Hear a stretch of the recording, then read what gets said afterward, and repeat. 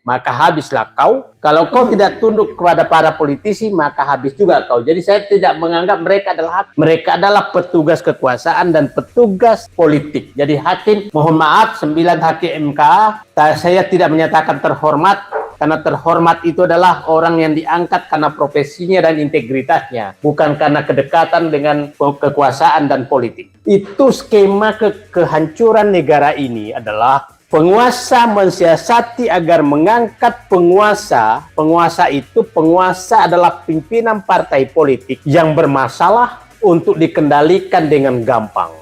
Jadi menurut saya, kehancuran negara ini hanya dilakukan tidak lebih dari 10 orang.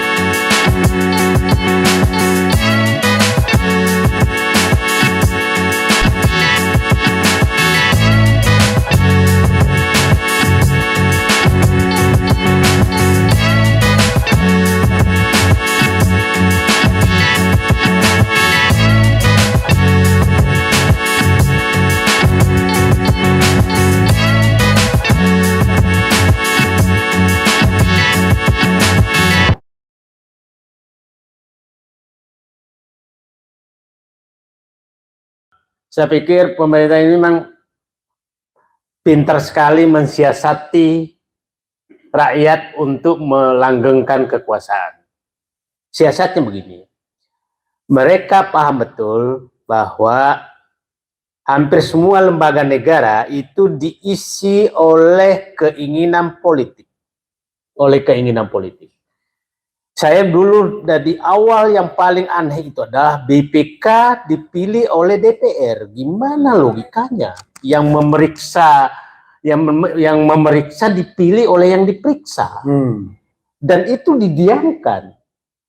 Terus bergeserlah KPK atas gerakan orang-orang DPR, yang mohon maaf, Bung Fahri Hamzah, saya sebutkan namanya, sebagai motor untuk merubah seperti ini, sehingga KPK juga tidak terlepas dari politik dan kekuasaan. Yang ketiga adalah MK. MK juga demikian dilakukan. Akhirnya hanya 2 wakil di sana. Kalau kau tidak tunduk sama presiden, maka habislah kau. Kalau kau tidak tunduk kepada para politisi, maka habis juga kau. Jadi saya tidak menganggap mereka adalah hakim. Mereka adalah petugas kekuasaan dan petugas politik. Jadi hakim, mohon maaf, 9 hakim MK, saya tidak menyatakan terhormat, karena terhormat itu adalah orang yang diangkat karena profesinya dan integritasnya, bukan karena kedekatan dengan kekuasaan dan politik. Bukan karena afiliasi politik. Jadi biangnya, nah inilah yang disiasati dengan cara presiden dan gengnya mengangkat orang-orang berkuasa, yaitu ketua partai politik yang bermasalah. Sehingga sumber segala masalah adalah ketua parpol yang terpenjara oleh masalah yang diangkat oleh kekuasaan yang disponsori oligarki.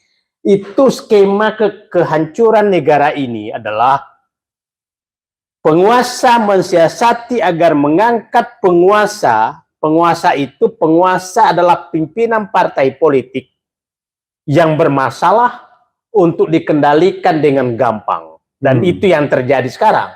Jadi menurut saya, kehancuran negara ini hanya dilakukan tidak lebih dari 10 orang. Oke. Tidak lebih dari 10 orang. Tapi tolong jangan disebutkan namanya.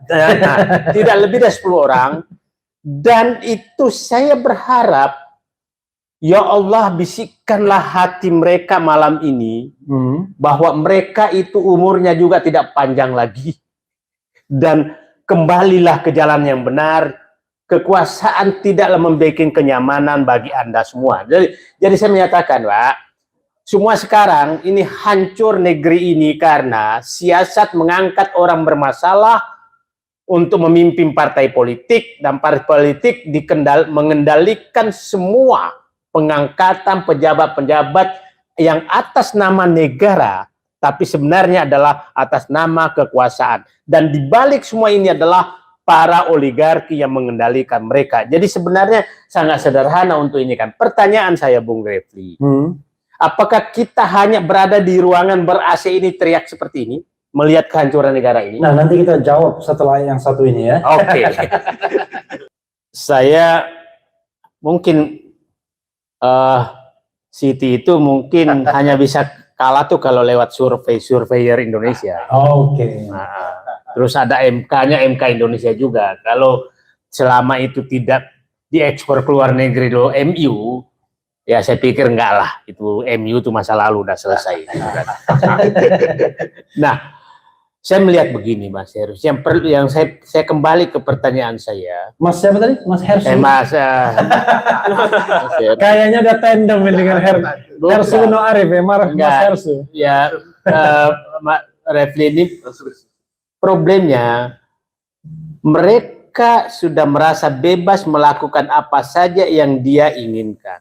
Oke. Dulu saya di dalam, kalau ICW kuliah bicara, saya langsung mendelik apa yang perlu saya perbaiki. Oke, kalau ICW sudah bicara, apa yang saya harus perbaiki. Kalau teman-teman di luar bicara, ICW bicara, rekrut aja aktivisnya ke dalam partai politik. Betul. Jadi ini memang sensitif penguasa dibuang sedemikian rupa.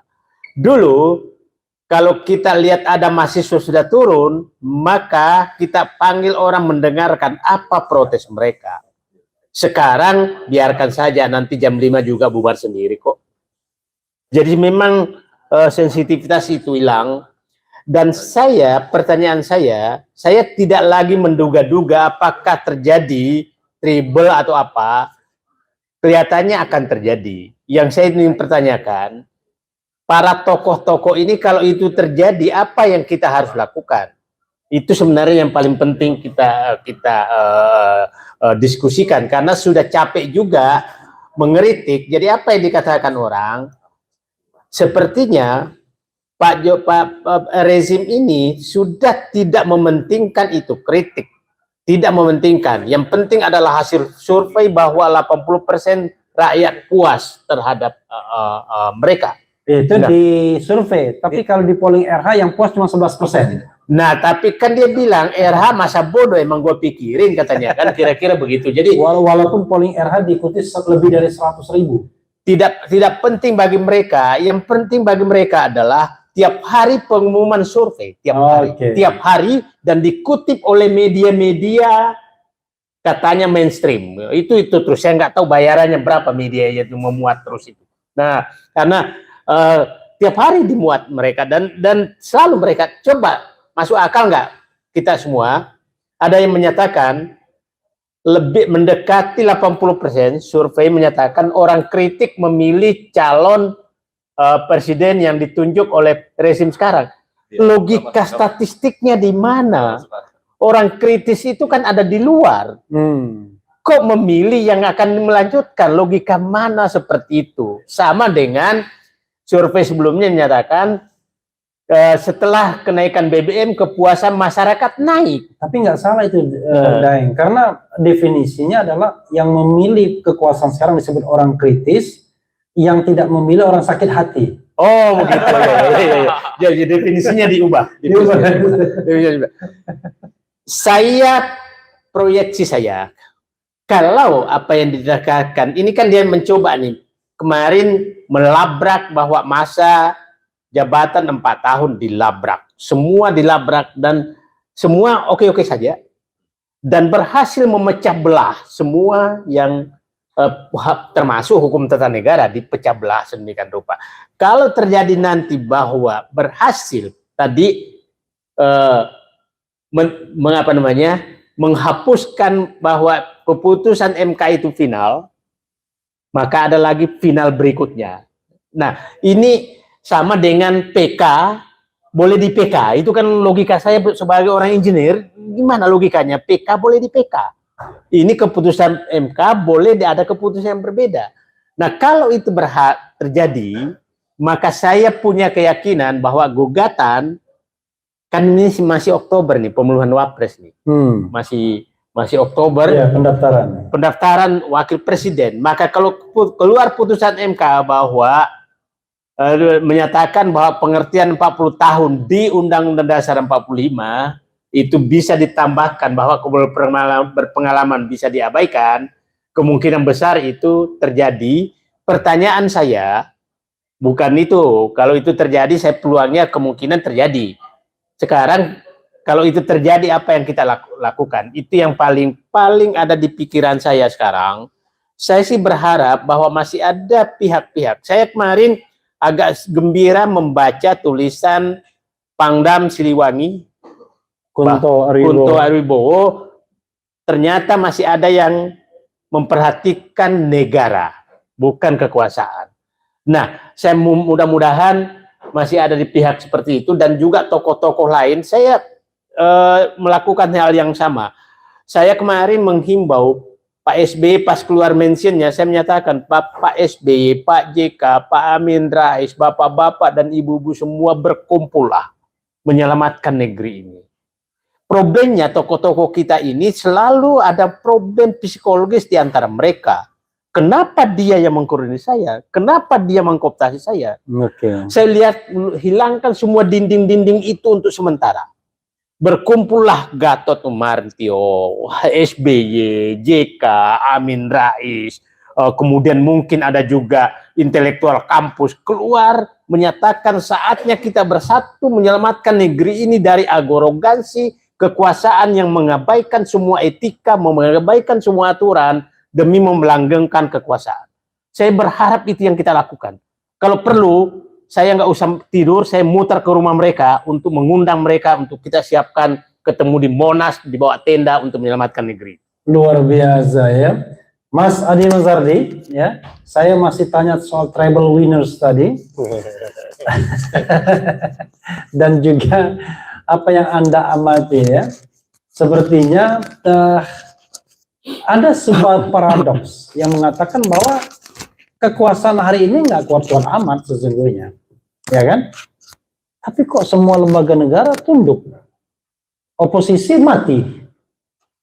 Apa yang terjadi sesungguhnya? Bahkan Mahkamah Konstitusi yang kita harapkan sebagai penjaga konstitusi dan pengkoreksi dari tirani mayoritas di DPR misalnya, ternyata terkooptasi juga. Paling tidak begitu observasi kita. Silakan Mas Adi.